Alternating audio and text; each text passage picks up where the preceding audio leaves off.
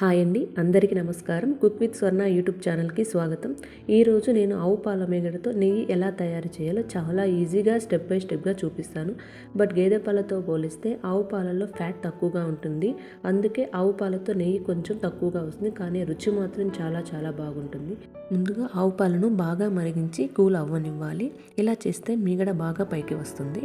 నేను ఇలా 10 రోజులు రోజు మీగడ తీసుకొని ఫ్రిడ్జ్లో స్టోర్ చేసుకున్నాను. ఇప్పుడు ఆ మీగడని మిక్సీ జార్లో వేసుకోవాలి. దీనిలోకి ఒక గ్లాస్ చల్లని నీళ్లు పోసుకోవాలి.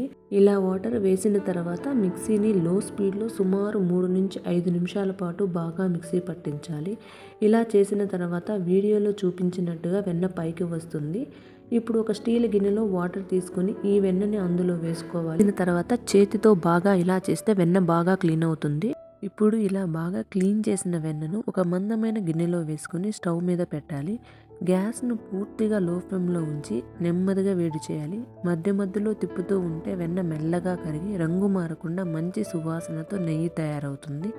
చివరగా నెయ్యిలో ఒక తమలపాకు చిన్న ముక్కలుగా కట్ చేసి నెయ్యిలో వేసుకొని 10 సెకండ్ మిక్స్ చేసి స్టవ్ ఆఫ్ చేసుకోవాలి. అప్పుడు నెయ్యి చాలా మంచి సువాసనతో ఇంకా టేస్టీగా తయారవుతుంది.